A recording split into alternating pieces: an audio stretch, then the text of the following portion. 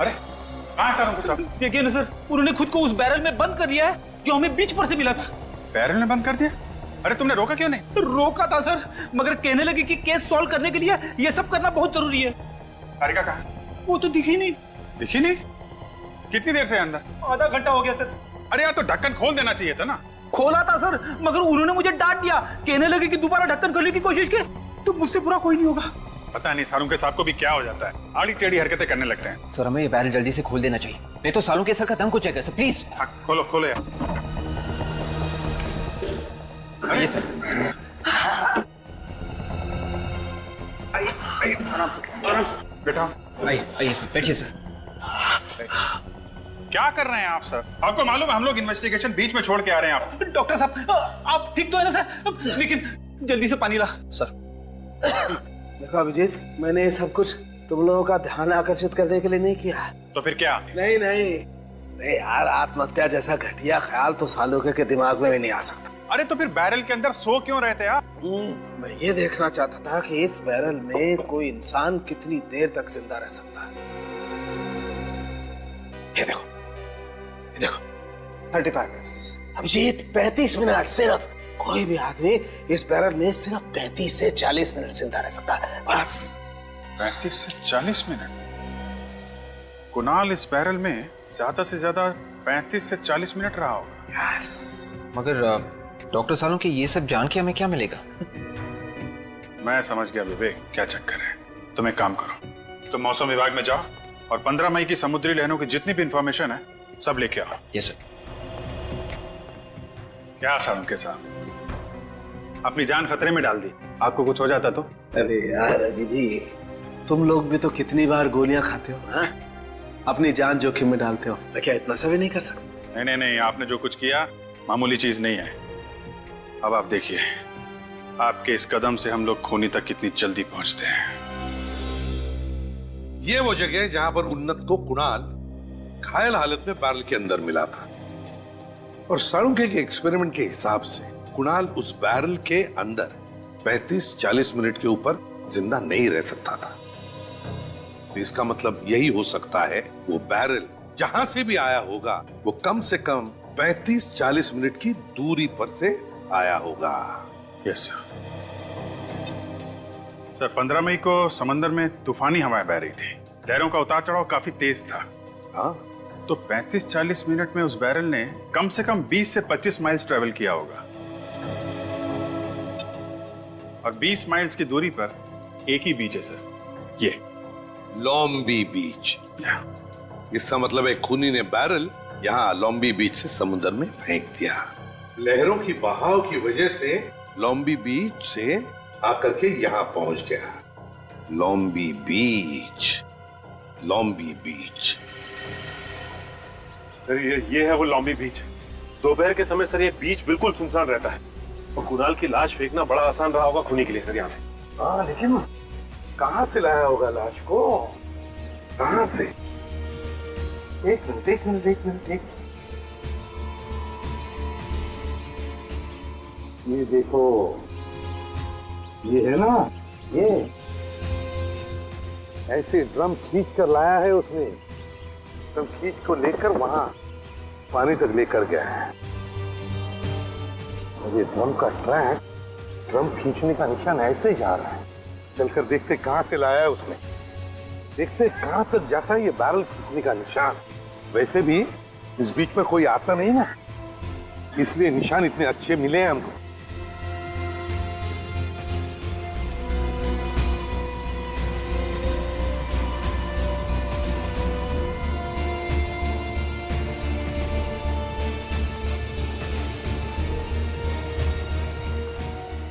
ये देखो निशान, इतनी दूर तक खींच के लेके आया वो। काफी दूर आया था ये देखो, यहां पर खत्म हो गए निशान। जरूर उस बैरल को उस लाल गाड़ी में डालकर यहां पर लेकर आया, और फिर यहां से ऐसे खींचकर बीच तक लेकर गया, समुद्र के किनारे। फिर ये बच्चे से पूछे, शायद इसे कुछ बताओ। हाँ पूछो बेटा। क्या नाम है आपका? पप्पू। अरे वाह, बड़ा प्यारा नाम है। पप्पू, हमारे कुछ सवालों का जवाब दोगे तुम? आज चॉकलेट दोगे? अरे ढेर सारे चॉकलेट देंगे ये फ्रेडी अंकल तुम्हें। अच्छा पप्पू, हमें बताओ, परसों के दिन क्या तुमने परसों के दिन दोपहर को उस बीच पर किसी एक आदमी को देखा? शायद कुछ वो करता होगा या कुछ लेकर जा रहा होगा। हाँ अंकल, एक अंकल थे वैसे। अंकल थे? हाँ। क्या कर रहे थे वो? वो एक बड़ा सा ड्रम लेकर जा रहे थे, नीले रंग का। बड़ा सा ड्रम नीले रंग का? ओह, कैसे लेकर आए थे? कुछ देखा तुमने? हाँ, एक लाल कलर की गाड़ी थी, उसके ऊपर एक आँख भी बना हुआ था। लाल रंग की गाड़ी जिस पर एक आग बनी हुई थी? हाँ। अच्छा, तो उस अंकल को तुमने देखा ठीक से? नहीं। अच्छा, उस गाड़ी को तुमने पहले भी कभी देखा था इस एरिया में? हाँ, कई बार। कहाँ पे देखा था? वो 26 नंबर वाले घर से हमेशा निकलती थी। अच्छा, 26 नंबर वाला है। Good boy. फ्रेडी, बहुत सी चॉकलेट देना पप्पू को। है, थैंक यू बेटा। 26 नंबर का घर। तो सर इसमें छुपाने वाली क्या बात है सर? क्यों छुपा रहे आप? विवेक, तुमने देखा ही होगा आजकल के बच्चे कितनी बहादुरी का काम करते हैं, ताइक्वांडो सीखते हैं, फिजिकली फिट होते हैं। हाँ सर, वो तो है।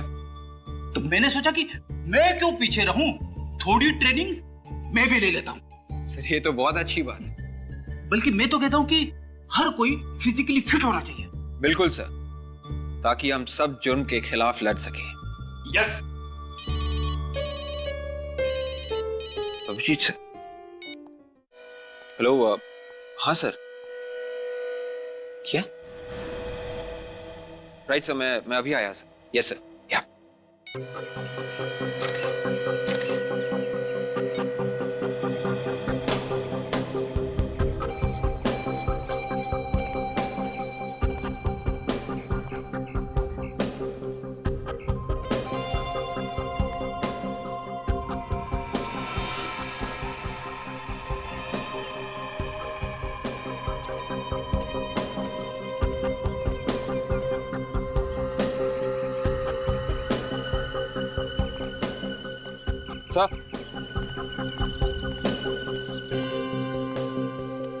किसी के जेब में से ये कॉइन गिरा है।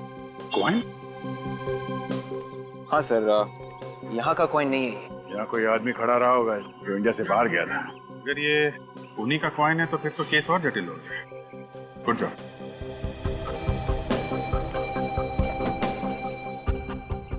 ये चौथा आदमी है जिसका कान काटा गया। चाकू बहुत तेज था, एक ही झटके में कान काट दिया गया। अब अगर कान ही क्यों काट रहा है? अगर कान में कुछ है तो फिर लेके क्यों नहीं जाता है? हर बार क्राइम सीन में कान छोड़ देता है।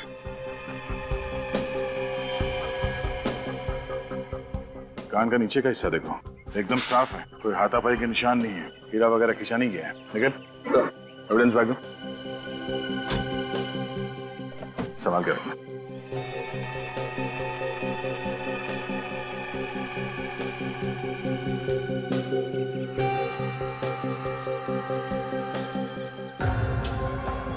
ये मुकुल नाम है इसका।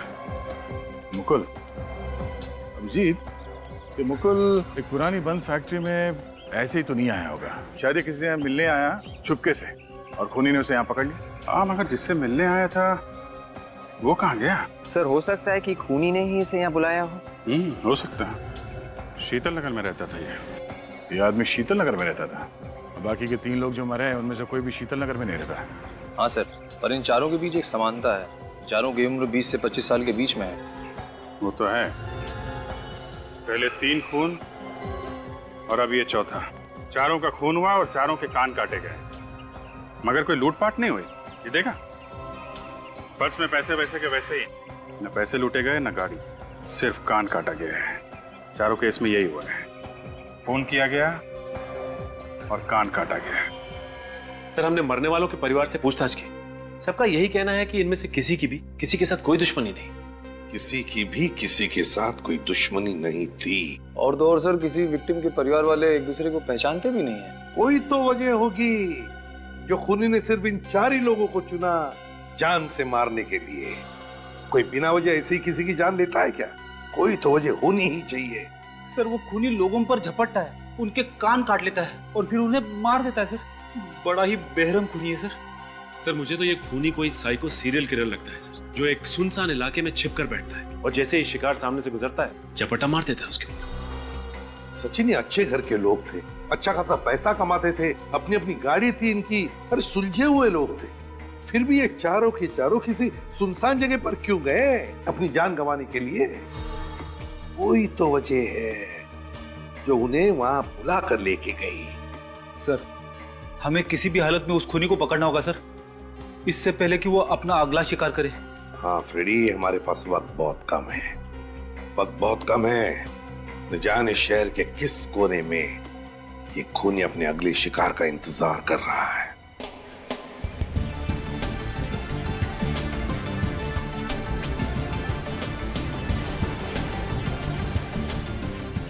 वहाँ पे बना वो कैसल, यहाँ पे बना था।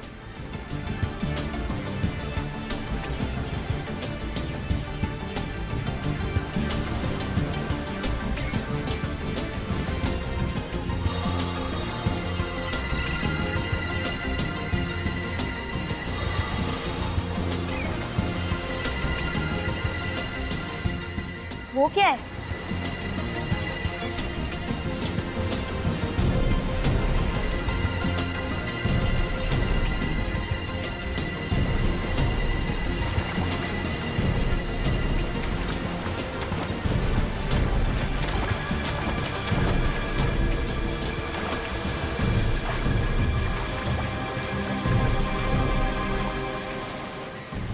बहुत भारी है, लगता है अंदर खजाना भर के रखा है।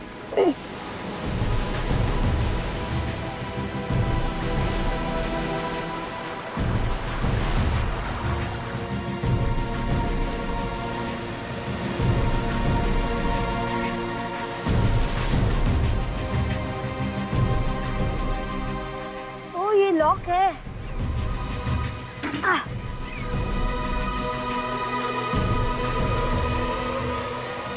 Oh my God, लाश! अंकल तो हिल रहे, मतलब अंकल अभी तक जिंदा है। Uncle uncle uncle uncle uncle बाहर आने की कोशिश कीजिए। अंकल कोई है यहाँ पे? अंकल अंकल मैं बाहर निकाल देता हूँ। कोई है?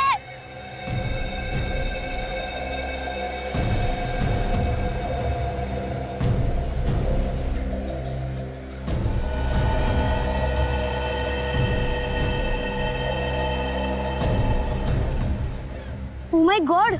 अंकल अंकल का कान कहाँ पे है? Oh no!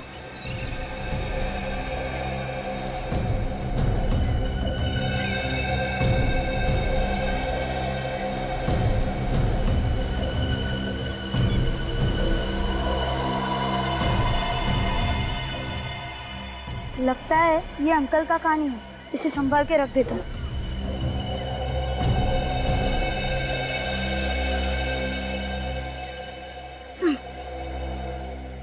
ओह नो, यहाँ से भी खून बह रहा है, इसे किसी भी तरह रोकना होगा।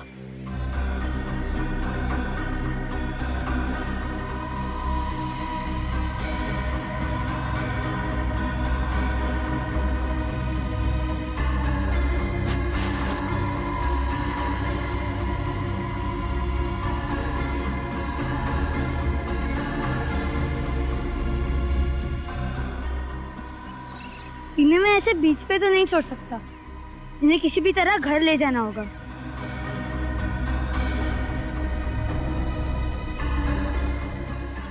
हाथ से ट्राई करता हूँ।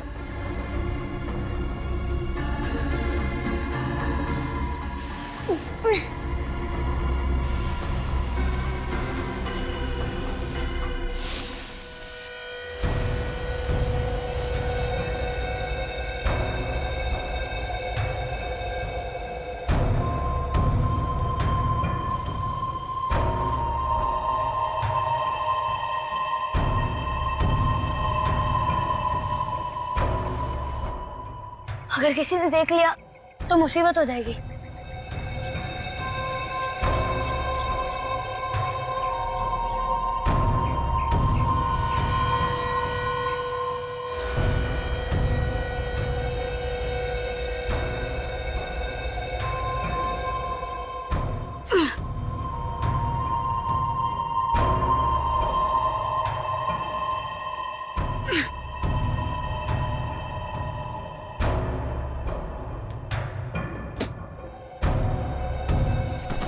इन्हें बेड पे लेटा देता। ओह गॉड, मम्मी पापा आ गए। ओह नो, इसको छुपा देता बेड के पीछे।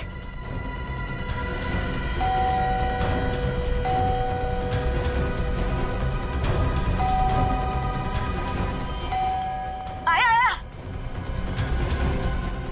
आ रहा हूँ।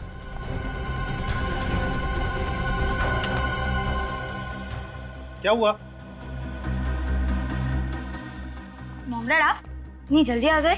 इसी वक्त तो आते हैं, लेकिन तूने इतनी देर क्यों लगा दी दरवाजा खोलने में? वो मैं सो रहा था ना, इसलिए। सो गया था इस वक्त? तेरी तबीयत तो ठीक है ना? हाँ मॉम, वो स्कूल में आखिरी 2 पीरियड फ्री थे ना, इसीलिए मैं फुटबॉल खेल रहा था। फुटबॉल खेल के मैं थक गया था, इसलिए मैं सो गया था। 2 पीरियड फुटबॉल खेले, लेकिन तेरे कपड़े और जूते तो गंदे लग नहीं रहे। वो डैड, मैं गोलकीपर बना था ना, इसलिए। उन्नत, तुम कुछ छुपा तो नहीं रहे हो? नहीं डैड, मैं आपसे क्या छुपाऊंगा।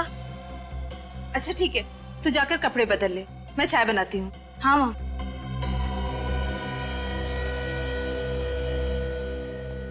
आप चाय लेंगे? आधा कप। जी।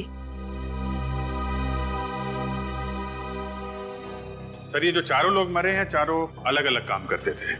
मुकुल एक डॉक्टर था, सौरभ इंजीनियर था, ये अभिनव फिल्म एडिटर था और ये शेखर ये बैंकर था। सर, सबके सब अलग अलग प्रोफेशन में थे। और ये चारों लोग अलग अलग शहरों से यहाँ काम करने आए थे। वही तो, अलग अलग शहरों से आए यहाँ पर काम करने के लिए। अरे कम से कम एक ही शहर से आते तो समझ सकते थे कि खूनी शायद उसी शहर का है, और इनका पीछा करते करते उनका खून करने के लिए यहाँ तक पहुंच गया। लेकिन ऐसा नहीं है, अलग अलग काम करते हैं, अलग अलग जगहों पर रहते हैं, फिर भी पता नहीं क्यों अभिजीत ऐसे लगता है कि कोई ना कोई कड़ी है जो इन चारों मरने वालों को जोड़ती है। मगर क्या? सर, कुछ पता चला सचिन? हाँ सर। क्या पता चला? सर, उस डोर का पता चल गया है जो इन चारों की पतंग को एक दूसरे से बांधती है। मुझे तो पतंग उड़ाना आता ही नहीं, हमेशा कोशिश करता हूँ पर कभी ऊपर जा ही नहीं पाती। चुप रहोगे? हम यहाँ पतंग उड़ाने की बात नहीं कर रहे, समझे? क्या पता चला? सर, ये चारों के चारों एक्सरसाइज करने के लिए एक ही जिम में जाते हैं। ओह, अभिजीत, ये चारों लोग एक ही जिम्नेजियम में जाते थे एक्सरसाइज करने के लिए? किस जिम में? Muscles gym sir. Muscles gym? तो कहीं ऐसा तो नहीं कि ये खूनी मसल्स जिम के ही लोगों को शिकार बना रहा है?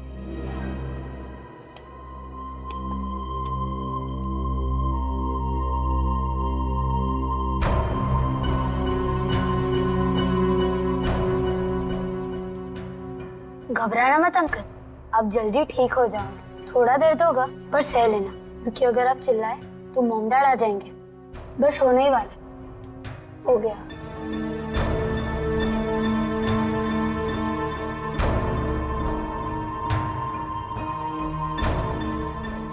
अच्छा हुआ हमें स्कूल में फर्स्ट एड देना सिखाया था, आज काम आ गया।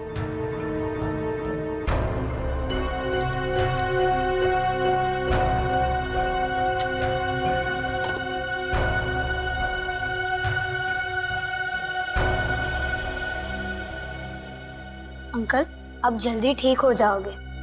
भगवान जी, आप अंकल को जल्दी ठीक कर दो प्लीज।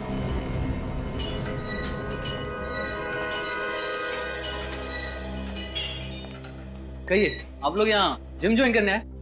नहीं, वो आप लोग दोनों तो काफी फिट लगते हैं, लेकिन इन्हें बहुत मेहनत करनी पड़ेगी। मैं क्या मोटा लगता हूँ तुमको? नहीं नहीं सर, ऐसी बात नहीं है। आप हमारा जिम ज्वाइन कीजिए, 1 महीने में आपका पेट अंदर चला जाएगा। पेट अंदर करते करते कहीं हम लोग ऊपर ना पहुंच जाए।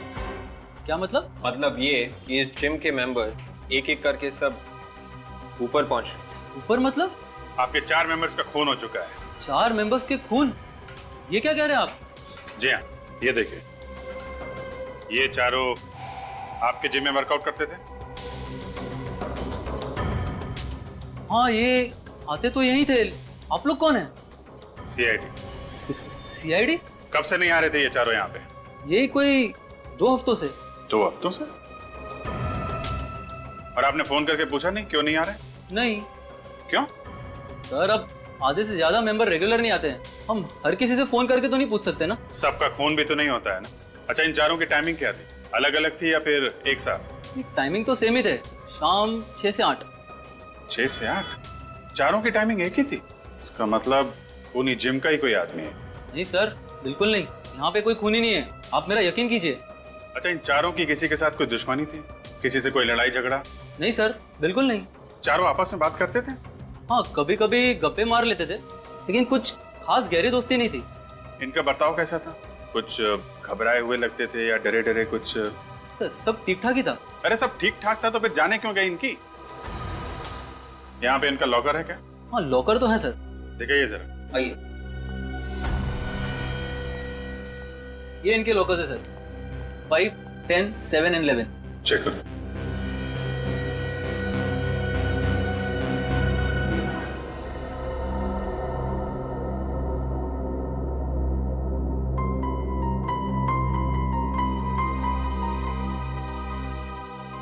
क्या बात है, आप इतना परेशान क्यों हैं? उन्नत के बारे में सोच रहे हैं क्या? हाँ, उन्नत के बारे में सोच रहा हूँ। आज उसका बर्ताव कुछ अजीब सा नहीं लगा? ऐसे क्यों कह रहे? अरे आज वो दोपहर को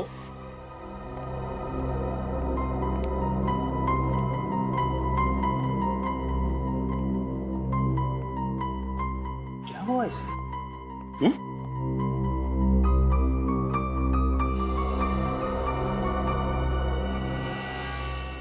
फर्स्ट एड बॉक्स।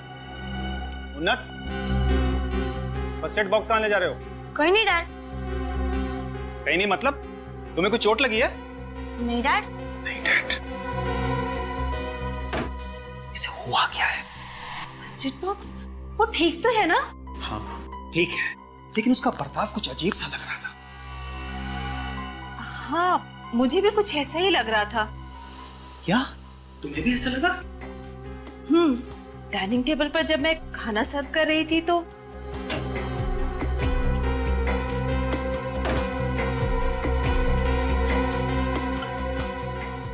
आ गया तू? आजा। अरे इतनी ढेर सारी रोटियां, थोड़ा थोड़ा करके लेना। अरे मॉम, आज बहुत भूख लगी है, आज मत रोकना प्लीज। आज मैं कुछ नहीं छोड़ने वाला। चल बैठकर खा ले। नहीं मॉम, आज मैं कमरे में खाने वाला। कमरे में? उन्नत सुन, यहाँ पर बैठकर ही खा। अरे मॉम, आज कार्टून देखते देखते खाना है। Please mom, please. उन्नत, अरे मॉम प्लीज। हो क्या गया है इसे? मुझे तो लगता है कि जरूर उसने अपने कमरे में किसी घायल पंछी या जानवर को छुपा कर रखा है। वो फर्स्ट एड बॉक्स और खाना उसी के लिए होगा। हाँ, मुझे भी कुछ ऐसा ही लग रहा है। चलकर उसके कमरे में देखते हैं। आओ चलो।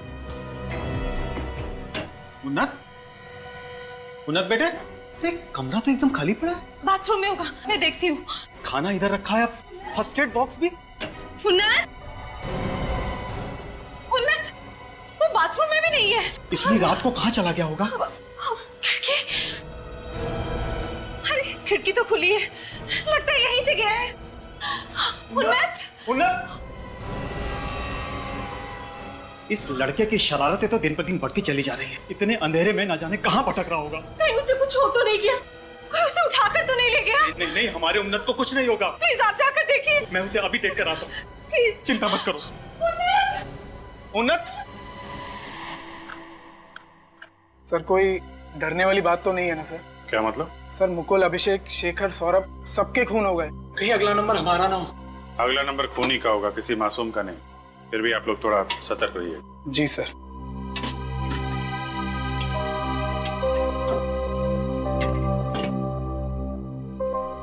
सर, डायरी मिली है सर, मुकुल के लॉकर में से। बाकी दोनों लॉकर्स में भी खास कुछ नहीं है। शायद मुकुल की डायरी में कुछ हो। ये क्या? यहाँ पे लिस्ट बना रखी है, जगह, तारीख, वक्त, मुकुल ने अपने अपॉइंटमेंट की लिस्ट बनाई है कि उसे कौन सी जगह पे किससे मिलना है। माय गॉड,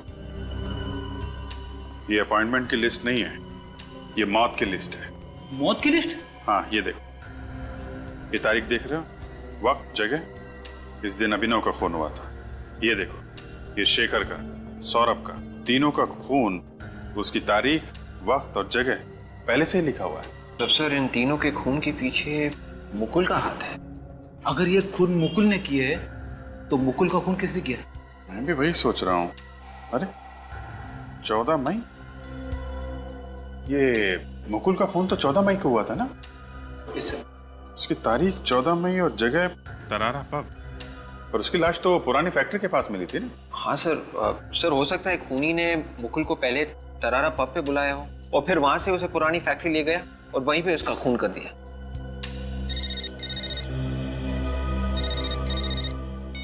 हेलो, क्या? कहाँ पे?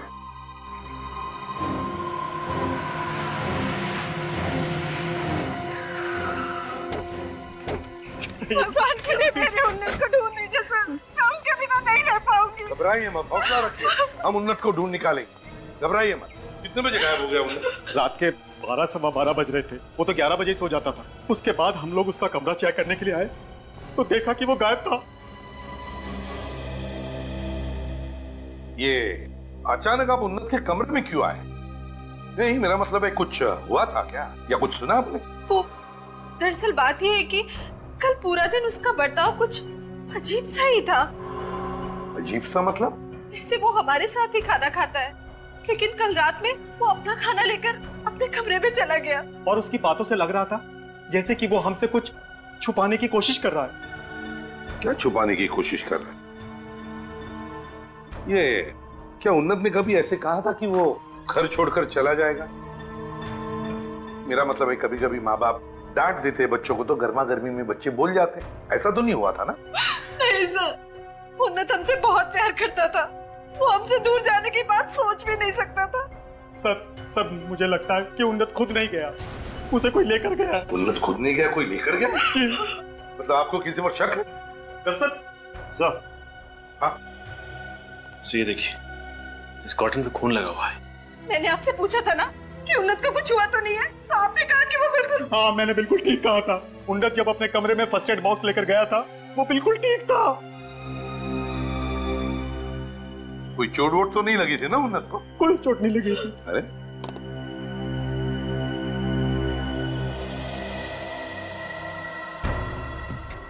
ये क्या है?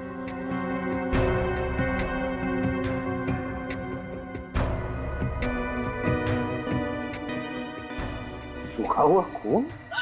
मेरे उन्नत को क्या हुआ होगा? अरे तुम्हें तो मालूम है ना कि वो अक्सर बीमार पंछियों को, घायल जानवरों को और कभी कभी तो भिखारियों को भी घर लेकर आ जाता था। शायद ये उसी का खून होगा। उन्नत जख्मी जानवरों को, पंछियों को और कभी कभी भिखारियों को भी लेकर आता था अपने कमरे में? जी। क्योंकि मलम पट्टी वगैरह करने के लिए? जी।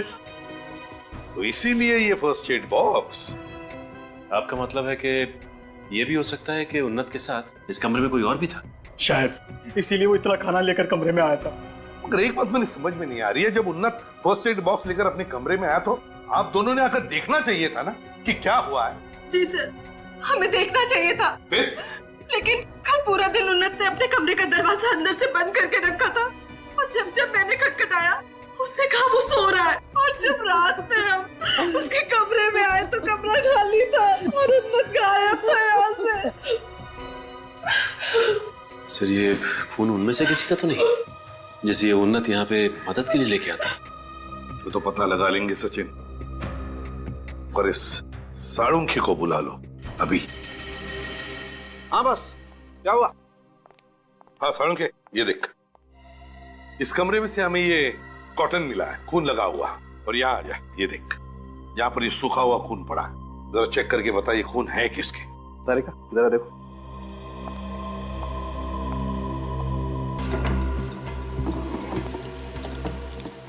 एक बात बताइए, क्या आपके घर को सिर्फ एक ही दरवाजा है? नहीं, मेरा मतलब है कोई और भी दरवाजा अंदर बाहर जाने के लिए? एक ही दरवाजा है, एक ही दरवाजा है। और जैसा आपने कहा, जब आप उन्नत के कमरे में आए रात को 11 बजे चेक करने के लिए, तब उन्नत गायब था और ये खिड़की खुली थी। जी हाँ। तो इसका मतलब है उन्नत इस खिड़की से बाहर गया है, खिड़की से। बस ये कॉटन पर जो खून है ये किसी इंसान का खून है, और इस कॉटन पर एंटीसेप्टिक भी लगा हुआ है। कॉटन पे एंटीसेप्टिक लगा हुआ है और खून इंसान का है, तो इसका एक ही मतलब हो सकता है कि उन्नत जिसे भी यहां पर लेके आया था वो कोई आदमी था, घायल आदमी। उसकी मलम पट्टी करने के लिए ही लाया था उसने। लेकिन कौन हो सकता है? Oh my God! सर ये देखिए क्या है। ये देखिए। अरे यार, ये तो किसी इंसान का कान है। कान? देखिए, आप लोग घबराइए मत, ये कान किसी बच्चे का नहीं है। साल के बच्चे का कान नहीं है? नहीं। Thank God. सुना आपने, ये किसी बच्चे का कान नहीं है। उन्नत को कुछ नहीं हुआ होगा। शांत हो जाइए, बाहर लेकर जाओ। प्लीज आप आइए, प्लीज बाहर आइए, प्लीज प्लीज संभालिए अपने आप को, प्लीज।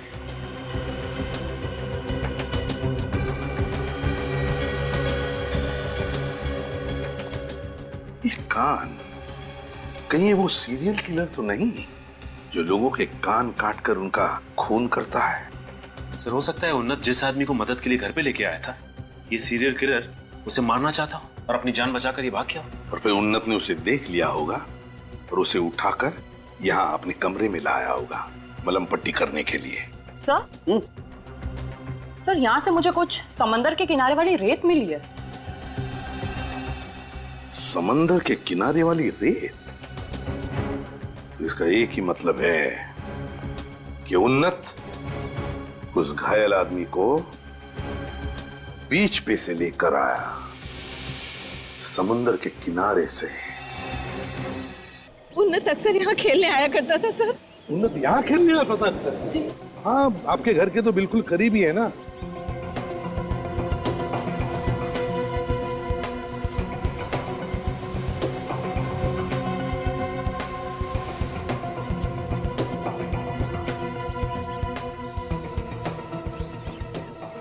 बैरन यहाँ पे क्या कर रहा है?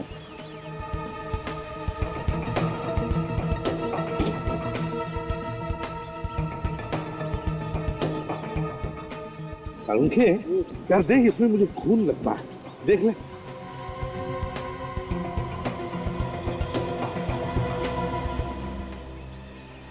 बस ये खून ही है।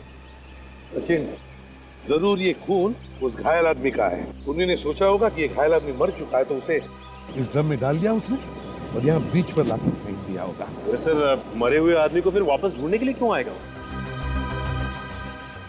उसे पता चल गया कहीं से और कैसे भी कि उसका शिकार अभी भी जिंदा है। लेकिन सर, ये कौन बता सकता है उसको? मेरे दिमाग में सिर्फ एक ही नाम आता है सचिन, एक नाम आता है, उन्नत। उन्नत बता सकता है, क्योंकि सिर्फ 2 लोग जानते थे इस घायल आदमी के बारे में। एक खूनी जिसने इसका खून किया था और दूसरा है उन्नत। ये आप क्या कह रहे हैं? उन्नत तो स्कूल में पढ़ने वाला एक बच्चा है, उसका किसी खूनी से क्या लेना देना? हाँ सर, मेरा उन्नत ऐसा कुछ भी नहीं कर सकता। ये तो मैं कभी नहीं कहूंगा कि आपके उन्नत ने ऐसा गलत काम किया है। उन्नत कभी गलत काम कर ही नहीं सकता। मैं तो ये कहता हूँ कि शायद उन्नत उस बेचारे आदमी की मदद कर रहा था, उस घायल आदमी की, शायद मलम पट्टी कर रहा था, और उसी दौरान उस आदमी के कपड़ों में से उसे सेलफोन मिला होगा। किसी रिश्तेदार को फोन करने की वजह से उसने किसी नंबर पे फोन किया होगा। हाँ सर, और यहाँ उससे एक भूल हो गई, जो फोन उसने लगाया वो खूनी को लगा। हे भगवान, क्या आप लोग क्या कह रहे हैं? कहीं उसने मेरे उन्नत को कुछ कर न दिया हो सर। देखिए, बिल्कुल घबराइए मत आप लोग, आपके उन्नत को हम कुछ नहीं होने देंगे, सही सलामत आपके पास लौटा देंगे। बिल्कुल घबराइए मत। सचिन, काम करो, जितने भी मोबाइल कंपनीज है सब में फोन करके पता लगाओ कल रात 11 और 12 बजे के बीच इस एरिया में से किस किस को फोन गए थे और किसने फोन किया था। पता चल जाएगा। उन्नत ने जिसको भी फोन किया था वही हमारा खूनी होगा।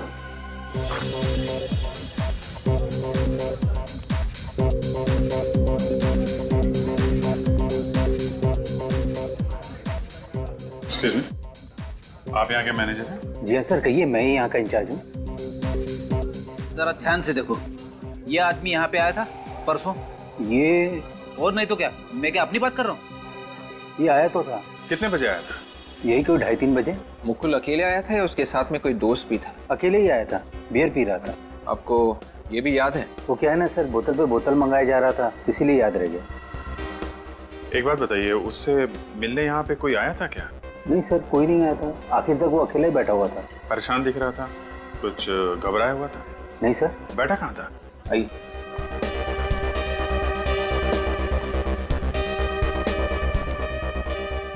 सर यहाँ बैठा हुआ था वो। सर शायद खूनी भी यहीं कहीं आसपास बैठा होगा। उसने दूर से इशारा कर दिया होगा मुकुल को और मुकुल उसके पीछे पीछे निकल गया। मौका देखते ही खूनी ने उसे मार दिया। सर ये भी तो हो सकता है कि खूनी लोगों को ऐसे ही इशारा करके किसी सुनसान जगह पे बुलाता होगा और वहां पे उनका खून कर देता होगा। ठीक वैसा ही तरीका उसने मुकुल का खून करने के लिए अपनाया। हो सकता है ये मुकुल खूनी के साथ मिला हुआ हो, तभी तो ये बाकी 3 लोग जो मरे थे उनके मरने की जगह और तारीख मुकुल की डायरी में लिखी हुई थी। मतलब सर मुकुल खूनी को पहले से ही जानता था? ये उस दिन टेबल पे सर्व कौन कर रहा था? वो रहा सर। अरे दीपक सर, ये दीपक है। परसों 17 नंबर टेबल पर इसी की ड्यूटी थी। नमस्ते साहब। दीपक जरा ये फोटो देखो, परसों दोपहर को यही आदमी बैठा था ना उस टेबल पे? हाँ साहब, इसने मुझे 150 रुपए टिप भी दिया था साहब। अच्छा, उससे मिलने कोई आया था क्या? नहीं, मिलने तो कोई नहीं आया था साहब, लेकिन हाँ एक आदमी ने इशारा किया था साहब। फिर ये दोनों लोग बाहर चले गए थे। कहाँ था वो आदमी? कहाँ बैठा था? उधर बैठा था साहब। उस पे? Yes sir. कौन था वो आदमी, तुम जानते हो? पता नहीं सर। कैसा दिखता था? चेहरा वगैरह याद है? चेहरा याद नहीं है साहब। देख यार दीपक, अपने दिमाग पे हथौड़े चला सकता है तो चला ले। देख यही मौका है, नहीं तो मुझे बोल, मैं मारता हूँ तेरे दिमाग पे हथौड़े। किसी भी तरह से याद कर यार, हमारा उस आदमी तक पहुंचना बहुत जरूरी है। मगर इतना जरूरी क्यों है? क्योंकि हम लोग सीआईडी से हैं। अच्छा, तो आप लोग सीआईडी से हैं? वही मैं सोचूं कि आप लोग इतने सवाल क्यों पूछ रहे हैं। सवाल पूछना हमारा काम है। अब आपके गार्ड से भी कुछ सवाल पूछ लेते हैं। अरे सुनो, ये आदमी परसों यहाँ पे आया था ना? जी हाँ साहब, आया था ये आदमी। अरे वाह, और जब ये यहाँ से गया था तो इसके साथ एक आदमी और भी था? जी हाँ साहब। कमाल है यार, तुम्हें तो सब याद है। अब ये बताओ, ये दोनों यहाँ पे कैसे गए थे? आई मीन, ये बाइक से गए थे, टैक्सी ली थी, इनके पास कोई गाड़ी थी? साहब ये एक गाड़ी से गए थे। गाड़ी से? कैसी गाड़ी थी? लाल रंग की गाड़ी थी और उसपे एक आंख का निशान भी बना हुआ था साहब। लाल रंग की गाड़ी और उसके ऊपर आंख का निशान। सर उन फोन कॉल्स की लिस्ट मिल गई है जो उन्नत के घर के आसपास से किए गए थे, रात 11 बजे से 12 बजे के बीच। अभिजीत, ये देखो, ये सारे के सारे कॉल्स उस एरिया के लोकल मोबाइल नंबर से किए गए हैं, सिर्फ इस नंबर को छोड़कर। ये नंबर तो दूसरे एरिया का लगता है सर। विवेक, जरा फोन लगा। 131-714-009। सर मोबाइल स्विच ऑफ आ रहा है। स्विच ऑफ आ रहा है? Yes sir. एक काम करो विवेक, इस नंबर के सर्विस प्रोवाइडर से पता लगा कुणाल ने किस नंबर पर फोन किया था रात के 11 और 12 बजे के बीच। Yes sir. हाँ अभिजीत, मुझे तो लगता है वो घायल आदमी कुणाल ही था, जिसे उन्नत बीच के ऊपर से उठा के लेकर आया अपने घर। हाँ सर, ये देख। पता नहीं सर, ये उन्नत और कुणाल किस हालत में होंगे। सर रात के 11 और 12 बजे के बीच कुणाल के मोबाइल से एक ही नंबर पे फोन किया गया था। कौन से नंबर पे? 102-938479। किसका नंबर है ये? किसी सुरेश नाम के आदमी का है सर। सुरेश? तो मिल लो जरा प्यार से इस सुरेश को। सुरेश को मसल जिम में कोई जानता भी नहीं है, फिर भी एक एक करके जिम मेंबर्स का फोन किया जा रहा है। कुछ तो जवाब होगा इसके पास। सर अगर उसने अपना मुंह नहीं खोला तो? मुंह तो खोलना ही पड़ेगा इसे। कौन है आप लोग? वेट, पकड़ो थे। चुप। उन्नत, छोड़ दो मुझे। कौन कुणाल, कौन उन्नत? कौन कुणाल, उन्नत? सीधे सीधे बता, कहाँ छुपा रखा है इन लोगों को? मैंने किसी कुणाल और उन्नत को नहीं छुपा के रखा हुआ, और मैंने तो इनका नाम भी नहीं सुना है। कुणाल और उन्नत का नाम नहीं सुना तुमने? नहीं सर। मुकुल, अभिनव, शेखर, सौरभ, इनका नाम सुना है? नहीं सर, मैंने इनमें से किसी का नाम नहीं सुना। तो फिर बिना वजह एक एक करके इनका खून कर रहा है? खून? हाँ खून। उनके कान भी काट दिया तुमने। दिमाग खराब है तुम्हारा? मैं कान क्यों काटूंगा साहब? और आप लोग कौन है और मुझे क्यों परेशान कर रहे हैं? हम लोग सीआईडी से हैं। आप लोग सीआईडी से हैं? हाँ, 10293 8479 तुम्हारा नंबर है ना? ये मेरा नंबर नहीं है। झूठ।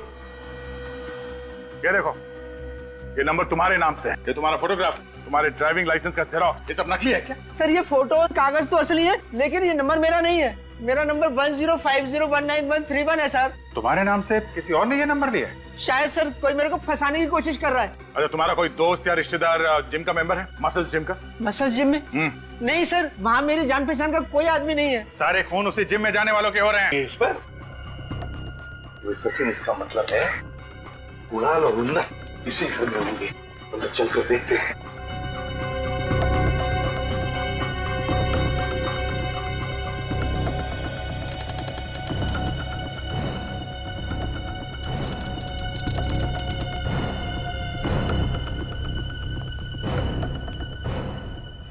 दरवाजा तो खुला था।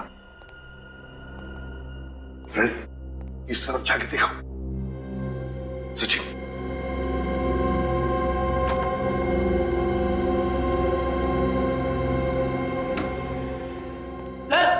हाँ, ये नहीं सर। तुम उन्नत हो ना?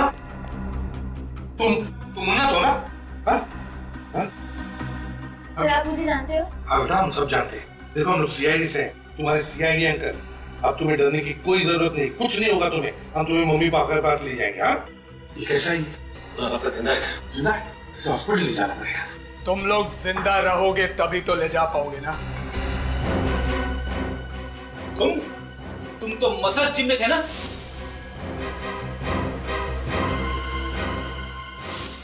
अब जब जान पहचान हो ही गई है तो अब तुम्हें भी ऊपर जाना पड़ेगा।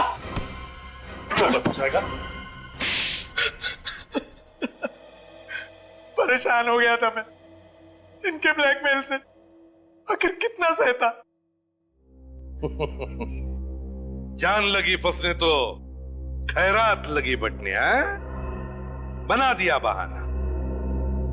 जब जब कोई आदमी फंस जाता है ना, तब दान पुण्य की बातें सोचने लगता है। समझे?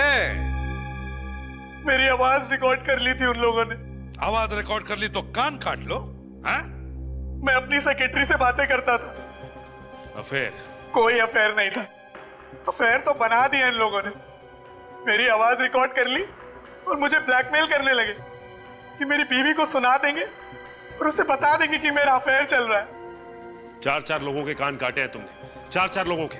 चारों के चारों मिले हुए थे। और मुकुल की डायरी में जो जगह और तारीख लिखी थी, वो भी इसी ब्लैकमेलिंग से संबंधित थी। हाँ, कब किससे कहां पैसे लेकर बुलाना है, उसी की लिस्ट बना रखी थी मुकुल ने। और उसी लिस्ट का फायदा उठाकर एक एक करके तुमने पहुंचा दिया ऊपर उनको। हाँ, जिस कान से उन्होंने मेरी बातें सुनी थी वही कान काट दिए मैंने। वाह वाह। हाँ, माना कि उन लोगों ने जो कुछ भी किया गलत किया, उन्हें उसकी सजा मिलनी ही चाहिए थी। लेकिन सजा देने निकले तुम और खून कर दिया उनका। यह गलत था, यह गलत है, क्योंकि सजा सिर्फ कानून ही दे सकता है। और अब कानून तुम्हें तो फांसी की सजा ही सुनाएगी।